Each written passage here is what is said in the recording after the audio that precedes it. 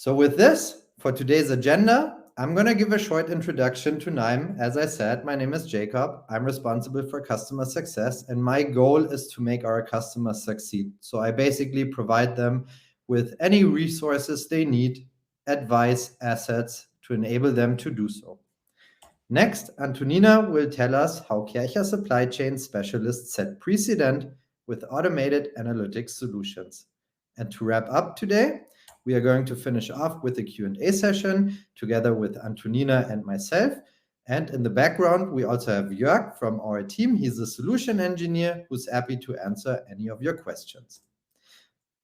And with this, I would like to bring Antonina onto the stage and welcome you to our webinar today. Hi Jacob. Hi everyone. I'm very glad to be here. Thank you for having me. I'm Antonina. I'm head of supply chain analytics and performance management in the worldwide organization of Kärcher and corporate supply chain. We're based in Obersontheim, so you might want to go look it up where it is. It's really great being here, and I'm really excited about sharing my insights on how to lead such a team. And also how to use NIME successfully. So thanks for having me. Thank you so much, Antonina. We'll bring you back on the stage shortly. And with this, I would like to give you a short high-level introduction to NIME as to why we exist and what we can do for you. So, a recent survey on supply chain leadership, skills, knowledge, and talent development by Alcott Global showed that 64% of companies say finding supply chain candidates with the right skill set is a major challenge. 58% out of them say there is a talent shortage in data analytics, optimization, and automation. But all of them agree that data mastery is a game changer in today's data-driven era. So how can we help you to solve these issues? And after my part, also maybe Antonina can give us her take on this. In discussing the path towards digitalization, we see two different approaches for a data-driven transformation. On the one hand, you see the centers of excellence, where we have people who have a certain skill set and tools being used around Python, R, and SQL. For them, the goal is to create long-term data value through standardized, reusable, productionizable, and automated processes. On the other hand, we have business and domain experts. They typically come from a tool set of Excel and BI tools. And for them, the agility, time to value, and immediacy of results is the most important. But what we see and what we hear from our customers, this also produces a depreciating data value over time. So a lot of customers come and ask us, how can we automate these processes and make better sense of the data over time? And there NIME comes in, because we see NIME as the glue between both sides of data literacy to bring everyone together on one single platform. So some of you might have already seen our analytics platform. As you can see, it's a no-code, low-code visual programming languages. So we like to call it a data sandbox, but some of our customers also call it the Swiss Army knife of data. Why is that? First of all, because you can take more than 300 data sources, such as files, documents, databases, apps, APIs, and even sensor data. You can bring them onto the platform using our nodes. And as you can see, the nodes are color-coded, so you can easily identify them. Once the data is on the platform, we first of all blend and transform it, then model and visualize it, and in the end, deploy and manage these models. From there, we can output these results into REST APIs, Edge, BI tools, or even send them out through an email.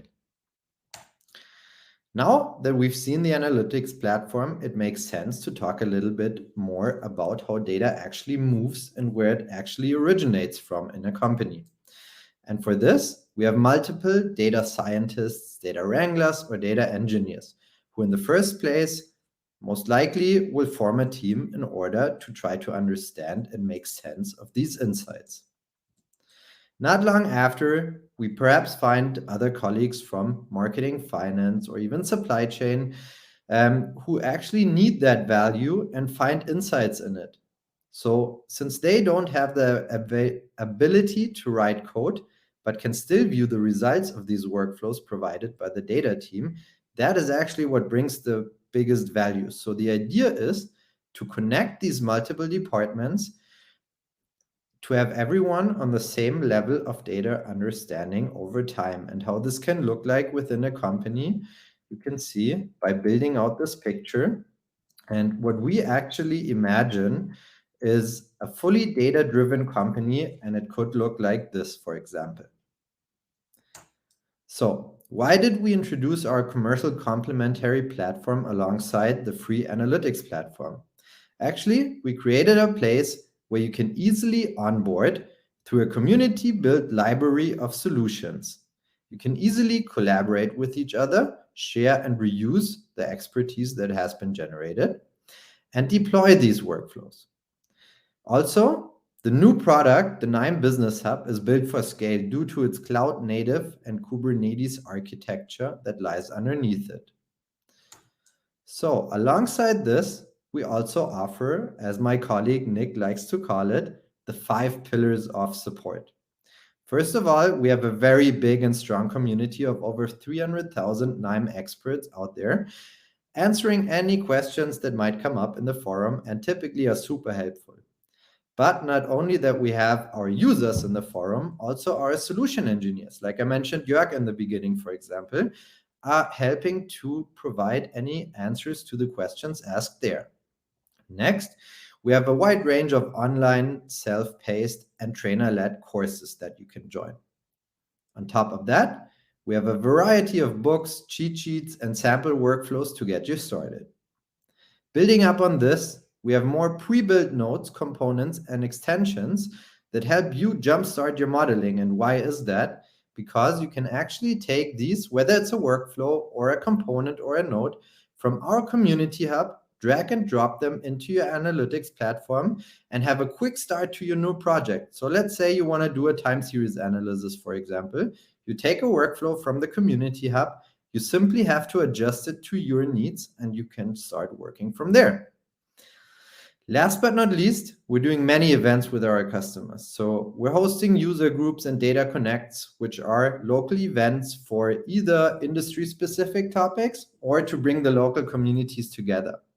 So we are very happy to see you at any of these events. And with this, I would like to bring back Antonina to the stage.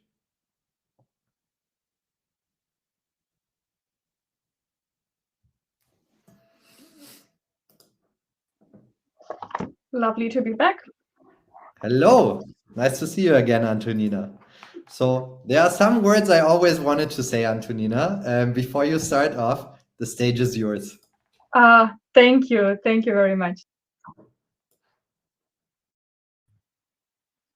Let's start. Supply chain analytics at Kärcher, how does it work? So maybe before I begin, maybe makes sense for some of you who don't know this amazing company and its amazing products, maybe to just tell you a couple of insights about what is it that we actually do.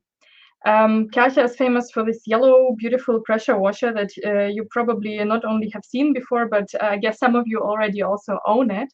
But the history of the company is much richer than that. It was actually founded by Alfred Kärcher in 1935, and after his unfortunately too early death, his wife was continuing the business.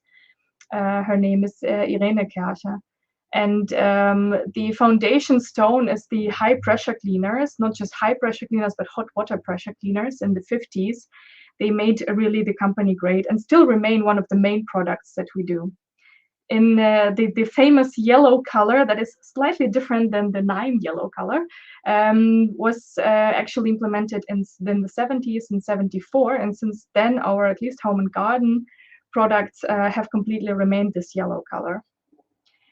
You probably recognize the statue on the very right in the Rio de Janeiro, and it was cleaned by Kärcher in 1980. And actually, this was the beginning of our cultural cleaning campaign. As you can see, in 2005, we also cleaned the president's heads on Mount Rushmore in 2005, and continued building our business. So Kärcher has been growing for many, many years. And in 2009, we also introduced, additionally to all of our machines, also the detergents, and we have self-developed detergents that we produce in our own factories. In 2013, the color of some of the machines, the professional machines, has been changed from the bright yellow color to this anthracite gray that you can see here. This has marked basically a split of the company business into professional and consumer business. 2015, we also cleaned a very famous cathedral and chapel in Aachen, and we continue cleaning also not only just the super famous monumental landmarks, but also the less famous ones. So you can definitely look it up. So we have a lot of products worldwide, and for planning, producing, and moving all of these products worldwide, we need a very efficient supply chain. And a very efficient supply chain is based on this performance. So our team is responsible for managing and measuring the supply chain of our organization. So this is not an IM logo, this is an iceberg, so to say, and what you can't see is the very bottom of it, and the very bottom of it we have the backend. It's the data architecture. So there our main goal is to provide really excellent business data layer to all our supply chain analysts and supply chain colleagues worldwide, so that everybody can measure their supply chain at all. We collaborate a lot with the IT there. We are taking care of automated data collection and processing, the ETL, and everything else. In the middle, something that's already closer to the surface of the water is the front end, our KPIs, the reporting, the dashboards, analysis, and everything that we do. This is also where NIM is helping us a lot. We're taking care of automated and always up-to-date analytics. We're implementing standardized solutions since we're in the corporate supply chain. We standardize a lot, and we ensure that our users are profiting from very good, excellent user experience that's very intuitive and easy to understand. Now, we're actually already at the front end, and this is something that you can see. So you might be wondering, so what's on top of the iceberg? And well, the name of the group is not just supply chain analytics, it's supply chain analytics and performance management. So on top, we have the performance management and support. So we're not only analysts, not only analyzing the data, but we are actually also consulting our organization on how to actually improve the performance. We are implementing regular KPI reviews, sharing best practices. We are managing the support of our users, and also automating the processes. So brief introduction of what we actually do in my team. Now let's get to the challenge. So supply chain was in a lot of headlines in the last few years, very unfortunately for anybody who works in supply chain, and maybe even got a few gray hairs. Since then, our challenge was something like this. On the black line is stocks that we usually would like to see. We have a slight seasonality in our business, and obviously we have for our, I will refer to inventories as stock in my presentation, by the way. The stocks that we would like to have a slight seasonality as well, but after the season, it goes down. On the red line is stocks that we actually had in the past. So it wasn't developing in a very good direction. And for maybe some of the non-supply chain or non-finance people among us, having stocks that are way too high is bad for the company, because you basically put the cash from your company into your inventories, and maybe these inventories get old, maybe you don't need them in the future anymore, so you just maybe wasted some of your money. And this is money that you could invest in things like marketing activities, purchasing of maybe other companies, employee incentives, anything like that. So basically in supply chain, you always want to have just the right amount of stock, not too high, not too low, as low as possible without affecting your availability. And there are many reasons for sure, and you can see them on the right, probably already read them. Supply chain disruptions, shortages, the markets, the prices were increasing, the maybe some of you remember the Suez Canal history, the lead times were increasing, the containers and prices and lead times were off the charts. And all of this developed this kind of just-in-case mentality. Well, I will order more product just in case something goes wrong. And that brought us to a very big challenge. And the question in the room was, how do we get our stocks levels down? And maybe the answer might seem simple to you. Well, just stop ordering stuff. Stop ordering stuff does not work, because the sentence below it is without jeopardizing availability. We don't want to just bring our stock levels down and not have the goods that our customers want from us just not available anymore. We wanted to do it in a very healthy but still very efficient way. So you might be asking, what is our approach? And I mean, this is where you turn to textbooks and you ask, okay, how do you reduce stocks? By the way, hi Koji, I totally stole your slide. I saw earlier that he is in the call here. And the answer is, you have to work. You have to work a lot, and this is exactly what we did. So our approach was to create a full transparency of any stocks that might not be healthy anymore. We called them overstocks. And as a result of that work, we had a dashboard that offered us a global overstock transparency.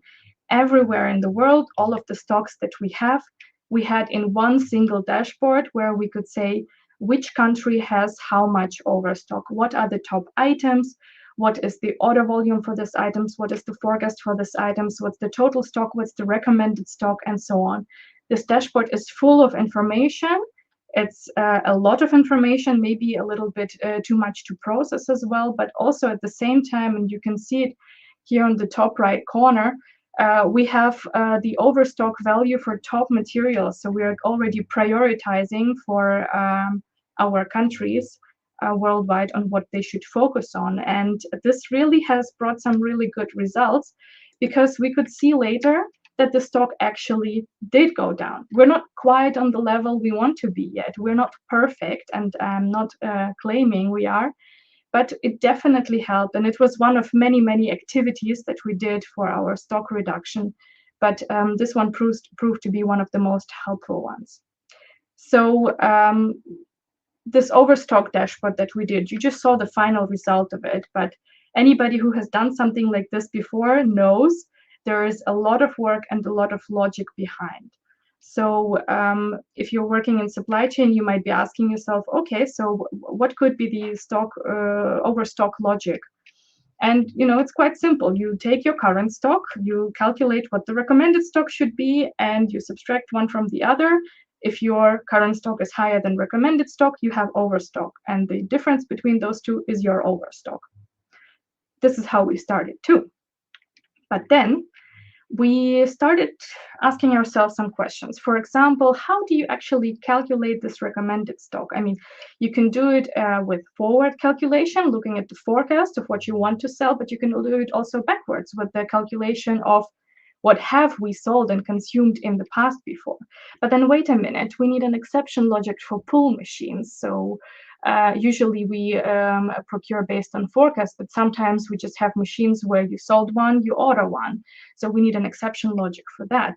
And we also need to include the safety stock, because we trust that our MRP controllers are implementing the correct safety stock, and we need to take it into consideration. But also, we need to have an exception for long lead time components. You see where I'm going with this, including goods in transit, and so on, and so on, and so on. So at the end, we got loads and loads of requirements and super complicated logics that we needed to implement in our logic. And we found something like this at a later stage.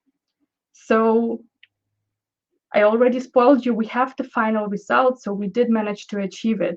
And for this, I have three main things how to not feel like this while implementing a project like Overstock. First thing you need to do is you need to start with the end. You need to look back at what is actually supposed to be the final result. And the final result is supposed to be Overstock. So we have put it in the forefront, and this is something that has stayed the main thing that we see in this dashboard is the overstock. But we did not lose any of the extra requirements that we have, because as a second step, we prioritized any feature that we found really helpful. So any features that we could not reject and say that that's not going to help you, we prioritize them.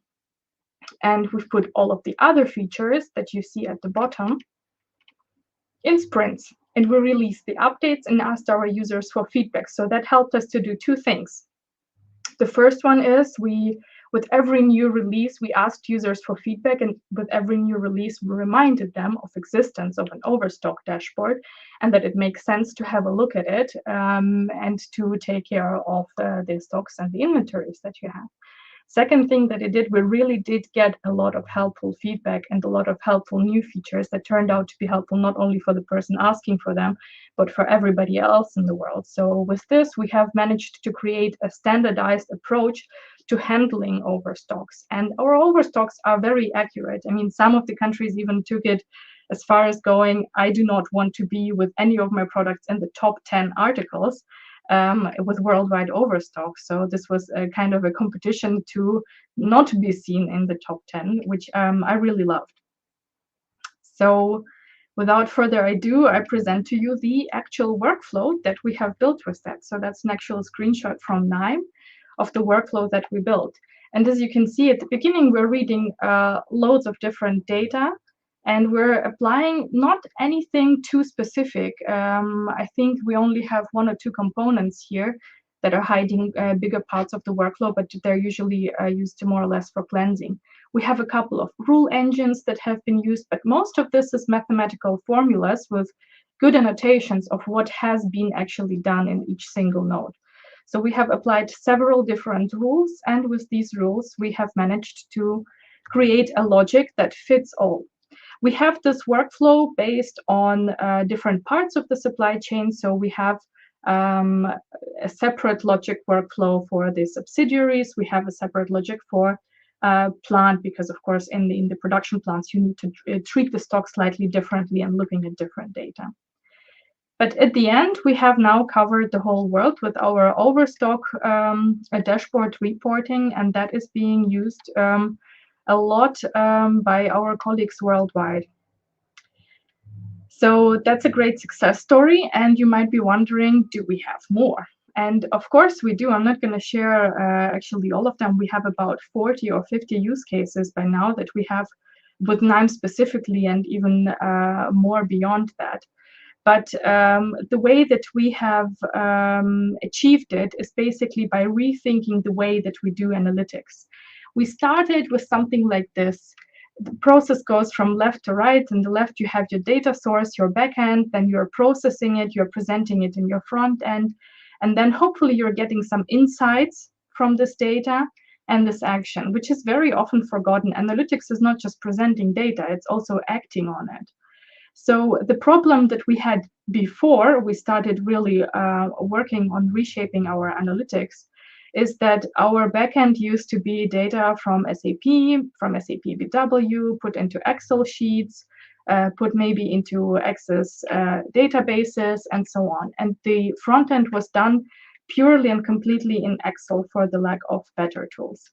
And the problem is not the tools that we're using. The problem was that people were spending their time on updating these reports. And they were not just spending a lot of time, they were spending a lot of time repeatedly on these analysis. And this was a huge time waste. And of course, if you have really talented people in your team who really know their data, who really know how to interpret it, how to work with it, how to analyze, and they're spending almost all of their time on Excel sheets, you're kind of missing out on the insights, because once they have done updating first sheet, they have to go back and do the next one. And after this, the month's end is over.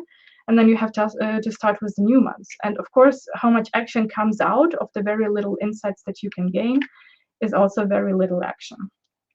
So we have started reshaping it, introducing new tools, also including KNIME, started working more professionally with databases and using, in our case, it's the SAP Analytics Cloud for a presentation of the data. And you can see also we consider KNIME to be more of a backend tool because the user does not see it for us. They usually see what's the end result in the dashboard. But the whole business logic behind it is done 100% completely in KNIME, and probably in development of such a use case, 80% of the work is done in KNIME for us. And as a result, because you have a lot less time spent on updating this use case, you only spend some time at the beginning for creating it, you have more time in your team to concentrate really on loads of insights that you get out of the data and the actions that will actually help you improve the performance. And this goes not only towards supply chain. In my case, it's supply chain, but for you, it might be anything else. It might be your customer data management, it might be your finance, it might be anything. So this was really helpful to teach the tools, to implement them, and to really shift the focus from working on data with data, which is of course the core of what we are talking about here today, but shifting this focus to the end. What is my final result? My final result is always the performance improvement. We have our top KPIs and we want to improve them.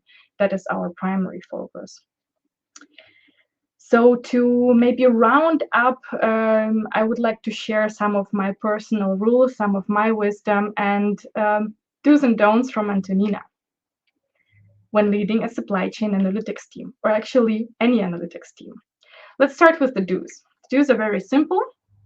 The first one I have already mentioned. Start with the end. Always ask yourself, what is going to be the end goal? How is it going to help my organization, my company, my team? How is it going to improve the performance? Or what am I trying to prove? What am I trying to implement? Always start with the end. As the second one, ask what insight and action is expected. It's a very simple tool of prioritizing your work and your team's work. Always ask your users, your management, your team, anybody who is asking you for a new analysis, what do you expect to achieve with this? What is the insight that you want to gain? What is the action that you want to take in order to improve? Are you going to improve? Next one is to prefer domain expertise to programming skills. And it's a very controversial one. I know it's out there. But for us, especially at the beginning of this journey, the best person to improve your supply chain, to improve the performance, is the person who knows what supply chain is the process expert, and not somebody who can write code. So we really preferred having people who have the expertise and the processes, because they turn out to really adopt the data literacy skills very easily if you give them the right tools. And in our time, 2023, you can use tools like KNIME and you don't need to program anything at all, especially at the beginning. Right now, we're at a stage where we have enough data knowledge in the team that we can actually handle a couple data scientists in the team who will hopefully bring us to the next level. But especially at the beginning, always prefer the domain expertise to programming skills. Next one is my personal favorite. When you're describing how the application or the tool is supposed to be working, you should start with describing how it's going to help instead of which steps exactly to take to do it. So just to give you an example, if I send an empty spreadsheet to my team and say, here are the 3 columns, I need data for these 3 columns, without giving them the context, what is the hypothesis that I have in my head, my team is going to hate me for this. Rather than doing that, I say, I have an idea. Let's try and see if this and that hypothesis works correctly. And they will know what to do. So I'm not telling them, even if I think I know how it's done, I am not telling them how exactly to do it. I'm telling them what is the goal behind it, how it's going to help. So that's really one of the lessons that I learned along the way. Next one is might be obvious for some, might be not so obvious for any. We're using in my team Agile or Scrum, call it whatever you like. We're using Scrum. We are planning our tasks in small increments and sprints, and we're not committing to any big projects with any big Gantt charts as a rule of thumb. We usually plan our tasks for the next 2 weeks only, and everything else rests in the backlog or in the ready zone until we have the capacity and priority to do them. And that really helped the team a lot to cut down the tasks, or cut down, in German we say, cut down the elephant into smaller pieces, so that you know, okay, what is realistically the next thing that I am going to be able to complete in the next 2 weeks. So that has really helped really tackle big tasks.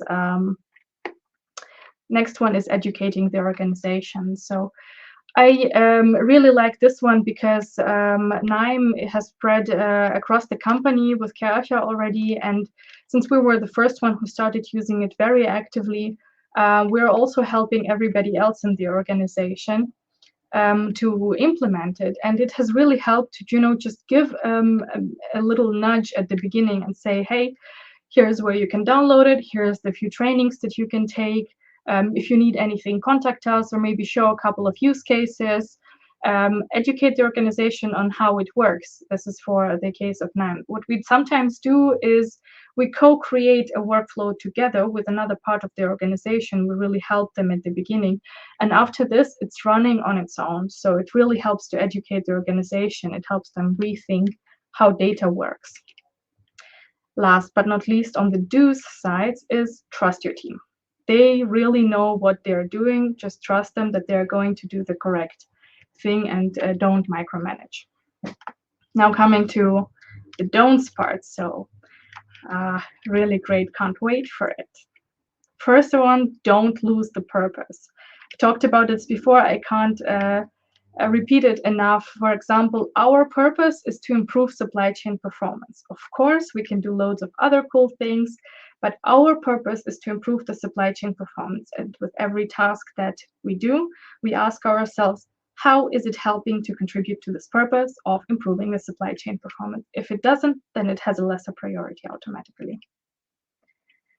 The next one on the don't side is don't expect the first draft to be the perfect solution. So usually, if we compare how the first draft of our data or the dashboard or whatever we are creating has looked like at the beginning and it looks like now, it's usually two completely different things.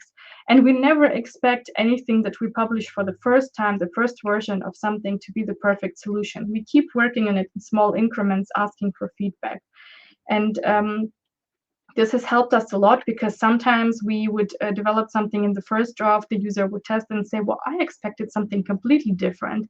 And then without wasting too much time into creating this perfect solution and being upset afterwards that it's not what the user expected, we would rather release the not so ideal draft and then listen to what the user has to say about it and then work with that feedback further. The next one is something I love a lot and I use a lot as well, is do not build something just because it's cool or it would be interesting to know, or could you please pull me this and that data. Always look back on the do sides, always ask what insight and action is expected. There is a huge amount of times that I have rejected some analytics request because somebody told me, well, I don't know what insight or action I'm going to take, but it's very interesting to know. Usually it goes directly to the bottom of our priorities because we have our purpose, and that's improving the performance. The next one, and you might think forget documentation. What? It's don't forget documentation. Don't forget documentation is very important, because as much as you might love your team and as much as your team might love you, people change. They change position, they leave companies, they leave departments. And if their work has not been documented, then it might cause some problems. Bitter experience talking here. So don't forget documentation. Always maybe nag your team a little bit on documenting the stuff that they're doing, especially if it has already been released. NIME is perfect for that. You can use annotations, you can rename the nodes, you can give some more context. You can create a documentation, put it next to your workflow. So don't forget documentation. It might really save your team, even if somebody just gets sick for a while and it still needs to be done or something needs to be adjusted. So don't forget documentation. And last but not least, don't think something is impossible just because somebody tried before and failed. Probably they didn't have NIME. So you should try again and give it a chance with NIME or without, you do you. But really, this happened so many times that we got some requests and we started working on it and somebody said, we have tried that 5 years ago, it didn't work. It's like, what? They didn't have NIME, they didn't have us, they didn't have our team, so let's give it another try. And on that note, that would be it from my side. Thank you very much. I would be really glad to answer your questions now. Jacob, come back now.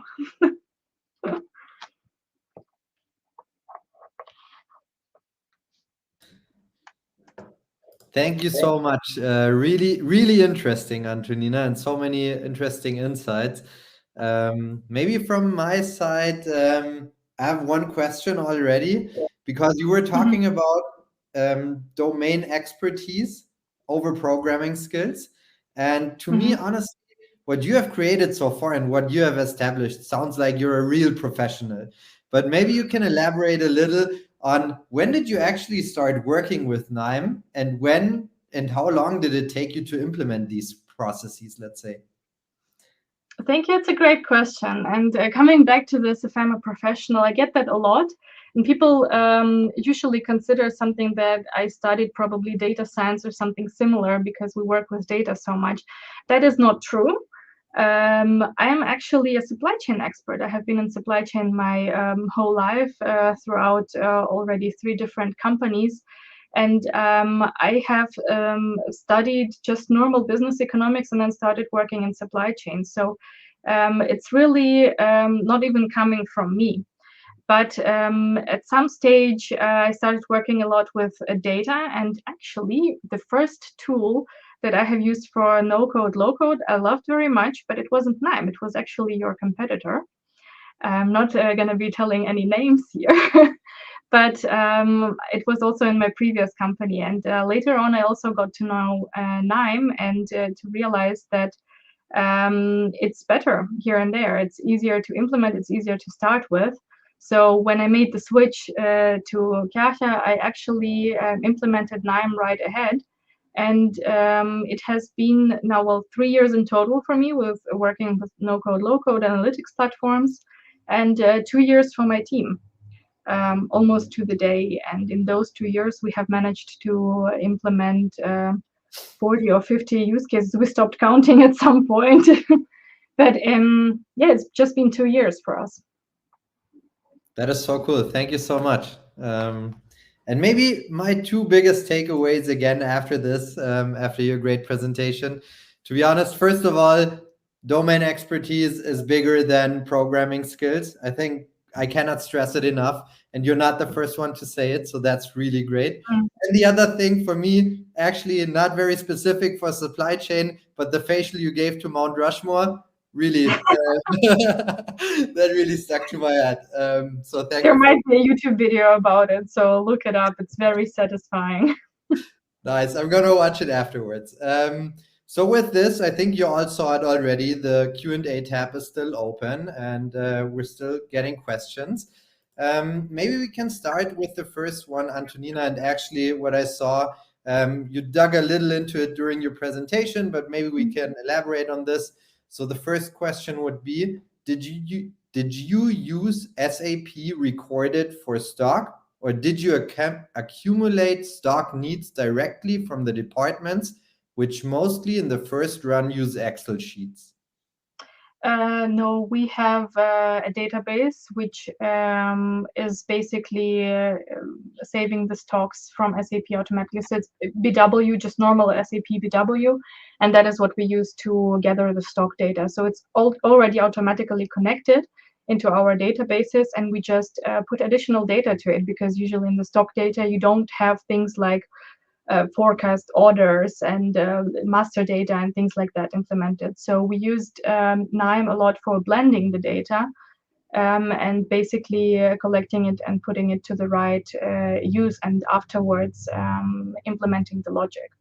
But we were not accumulating data from Excel sheets. So this is something that we had already available to us before. We just made it better. Great, thank you. Another question, and maybe also building up on this a little, what, if any, challenges did you have to overcome with respect to data integrity? Let's say different data sources, formats, and so on. And how did, let's say, using a tool like NIME help you make this data more consistent and accurate? Oof. I don't think I will even be able to think of all of the challenges that we had just because of the sheer amount. Regarding data integrity, so what we had before is purely your total stock is XYZ. So this was the kind of reporting we were doing, and we had our main KPI, that is stock coverage, basically the stock in number of days. But I usually, when I do my presentations, I like to talk about 3 levels of analytical applications, and those 2 reporting parts were covering the top management level. So you see your top KPI, you see your performance, you see your overall stock. That's not going to help a planner, a purchaser, an MRP controller, disposition people to really help manage their stocks. They need details. They need to know which material number and which storage location. They need to know all of the details. So this is what we concentrated on, is looking on this operative view. And data integrity, well, we had here and there problems with, we were pulling the data, we thought it was the correct one, it wasn't. This is where you really need to rely on user feedback. This is where you need to find a couple of people who will be able to test the solution for you and give you really good feedback. And this is precisely what we did. We collected the data, it was the wrong one, the user told us, we redid it again, and so on. So it's always working in increments and very closely to the people who will be the final users of your analytics tool. Great. So building up a little on this, we have the next question. So how do you actually evaluate and track the performance of your models over time? And what methods do you use to refine and enhance the accuracy and the frequency you perform these assessments and updates? So basically, yeah, how do you make sure that these models are accurate and updated frequently? Yeah. So for the specific use case I talked about, we update it once a month. Usually it's more than enough, because we're talking about overstock here. If you already have overstock, it's not going to make any difference if you make it once per day or real time, because usually it's the stock that's not moving. We relied at the beginning very much on user feedback, telling to us, well, wait a minute, in my top 10 materials, I have something that's not overstock at all, because, well, I have here and there a promotion and so on. So we were always asking where we can get the data for it, how we can evaluate it better, how we can make our logic better. So at the very beginning, it was a lot reliance on user feedback. But at the end, and the way the question was formulated was, I think, coming from the data science perspective. It's not really a prediction that we did that could be realized or not realized. It's more of a analysis, a rule-based analysis, where we say, this might be an overstock article, please take care of it. And the end result was measured in the stock coverage that we had, and the stock in euros or local currency that we had. For us, the main indicator that the tool was accepted and was working is the number of hours our users have spent on this dashboard. Because after the release, you always see the number is spiking up because everybody is looking at it, everybody is working with it. But if it drops down to 0, it means that people looked at it, didn't understand anything, decided not to look at it ever again. But that wasn't the case in our case. We saw actually, yes, it dropped down a little bit, but because probably users were spending different amounts of time on it or spent less time on it. But we still saw consistency of people spending time in the dashboard, working with it, copying the data out of it, and so on. So this is where IT also helped us track of how much time is being spent by users in the dashboard, how long are the sessions. So this was, at the end, our final key indicator if the tool is being accepted or not. Cool, thank you. So we actually have a lot of questions coming in, which is super nice, but let's make sure that we go through all of them. One thing, building up on the fact that you said you've been using or working a lot with Excel in the past, how would you compare using KNIME workflows versus Excel Power Query? That's a very good one. So Power Query is being used at Kärcher sometimes, but not a lot. And Kärcher is a company who made a shift to Google, so it's been a bit of a story behind it. So we will actually be switching to Google Sheets in the future from Excel. And this is where Power Query will probably become a little obsolete. But I have a little bit of experience of working with similar tool in Power BI myself. So I can't recommend either. We have found a way of doing almost everything with KNIME, and for me personally, I find it more comfortable because you can see where your data is coming from, where it's going to, all in the same workflow. And working with tools like Power Query and Power BI, after a time with some certain complexity, it's very difficult to track what actually is happening with your data, where it's coming from, where it's going into, and so on. So I think it's a thing of a preference, but what we really loved is the way that you can collaborate on the same workflow, the way you need absolutely zero code, the way you can drag and drop and share the know-how with the rest of the team. And usually if you have a very well-documented workflow, it's absolutely no problem for somebody who created it to just give it over to another person and say, could you please look over this workflow and debug it for me? And it will work in the same way. You don't need it to be the same person doing the debugging as the person who has developed it. So it makes this transferability from person to person much easier. Nice. I don't know if that answers the question, but I hope so. It does, it does. And as I said, music to my ears. Thank you for that, Antonina. We have a question from actually another supply chain specialist who's asking. And first of all, he says, thank you so much. Really great to get these insights and talk about it. And he's asking actually about your thoughts on modularity and exception handling in workflows. Modularity and exception handling in workflows. Would be great if that person could elaborate a little bit on the question. We can park it until the end to maybe give some context and example, and then we can come back to it. Let's do it. Yes. Thanks. I have another question that I think is kind of nice and interesting. Actually, I'm wondering if you're doing that.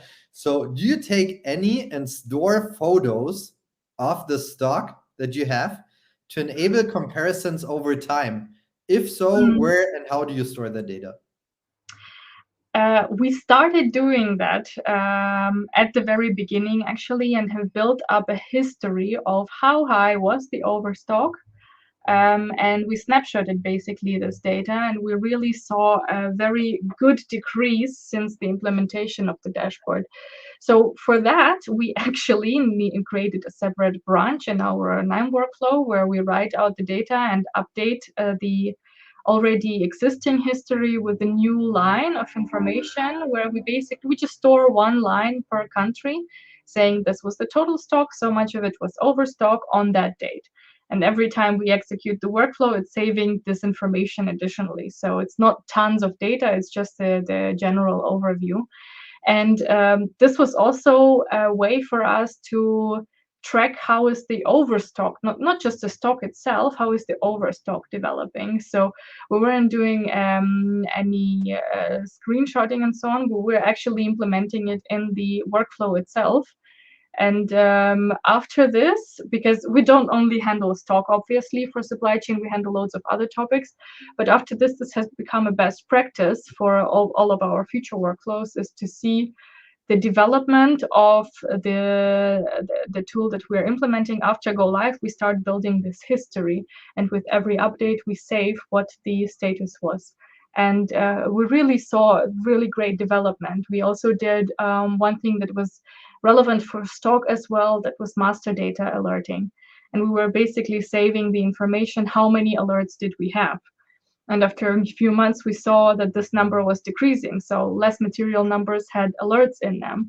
And it was kind of a way for us also to see if this is actually helping the organization a lot, aside from feedback, to have some numbers on top of it. But it was very easy to implement. It was just a couple of nodes in KNIME, just a group by and update the where you're writing the data off to. Nice, interesting.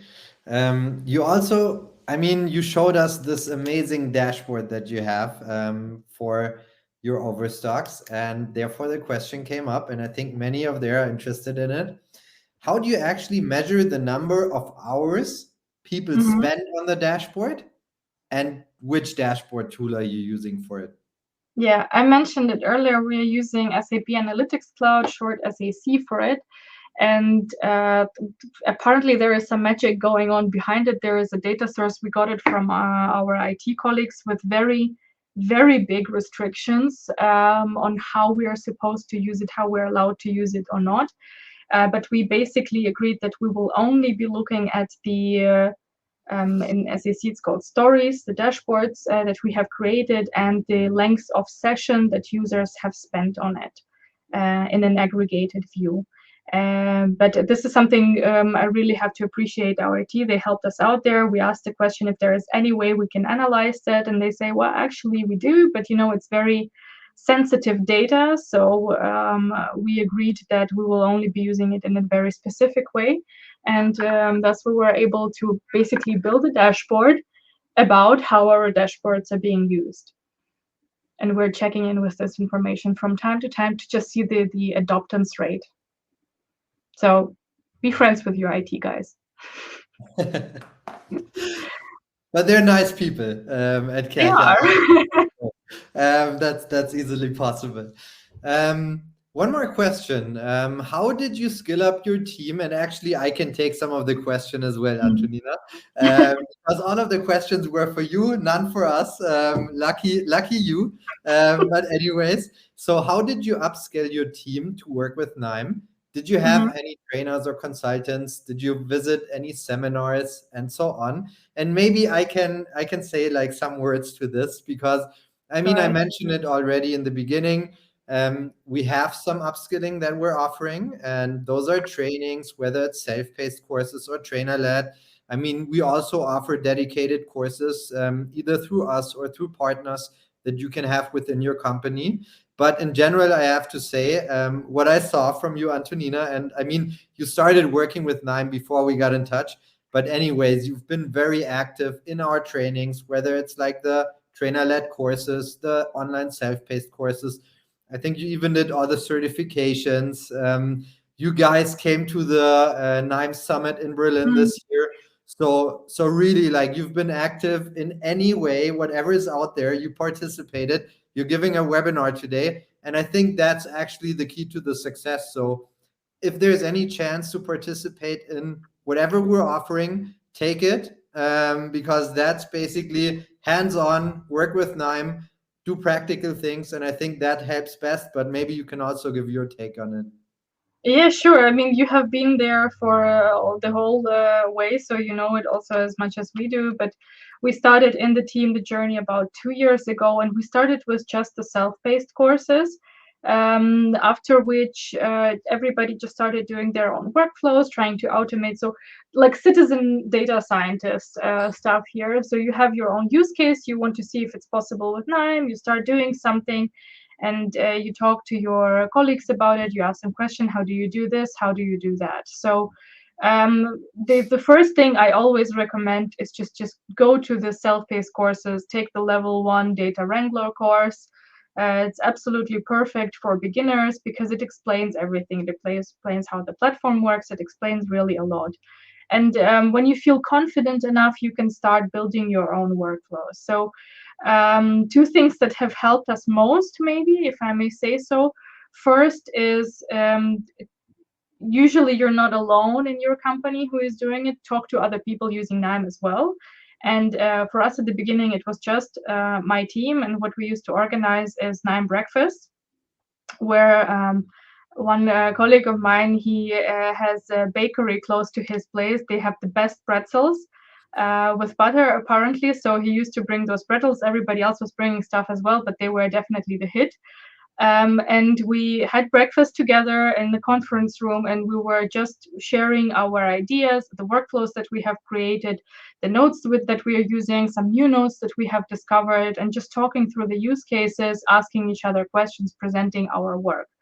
That helped a lot because it was sharing the experience. We were not developing every single use case as a whole team. Usually it's a lot of concentrated work. The second thing that helped us a lot is the community. So in the KNIME Hub, usually, especially if you're a beginner, if you have a question about how do I do this and that, you just Google it. You Google NIME, how to tra la la la la. And usually somebody will have also already asked this question, and somebody would have answered it perfectly well, maybe even with an example of a NIME workflow that you can download and integrate. If you get a bit more professional with it, if your questions start getting more and more complicated, you can actually post a question yourself, and then somebody, and Jacob, you mentioned it before, we had it a lot of times as well, within just a few hours, somebody from the NIME team will actually answer it, and if the community doesn't get there faster. So it's really the best place, you know that you're not alone. There is a huge community behind it from all different people, all different companies, and also, of course, NIME employees as well, who are there for you to answer your question. And especially if you're the beginner, there is no such thing as stupid question. A stupid question is a question you never asked. 100% agreed. Maybe 2 more cents from my side. What we are also doing, and I mentioned it earlier, we're, for example, hosting local data connects, and the next ones are actually coming up in Hamburg, Germany, in Berlin, and in Nottingham in England. So these are basically what we're doing there, is try to, let's say, enable the local communities to find people who are in the same situation, maybe same industry even, where you have like something like a sparings partner, and make it a little easier to do the first steps with NIME. Another thing that I think is very helpful in these regards is the NIME Just NIME It challenge. These are challenges starting from beginner, very easy, going to more and more complex, and it will help you over time to build out your knowledge about NIME. And with this, because we already got the slide on the presentation, I think it's time to come to an end. For any questions that are still open, we will be going to answer them in the forum. So don't worry, there will be an answer. Also, the existing ones will be answered again there. Thank you for everyone participating, everyone in the background, but especially to you, Antonina. It really was super insightful. Thank you so much. Again, it's always great to have you on stage. Thank you for having me. It was a lot of fun. Thank you so much. Same for me, Antonina. So for us, if you want to take part in any of our next webinars, you can use the QR code where you get to our page, sign up. We're always looking forward to have you there. And if this has sparked your interest today, download the free analytics platform, start your data journey. And if you have any questions for us, reach out to us, use the contact us form, and let us know if there's anything we can do for you. And with this, I wish you all a nice rest of the day wherever you are. Thank you so much, everyone. Antonina, take care. Bye.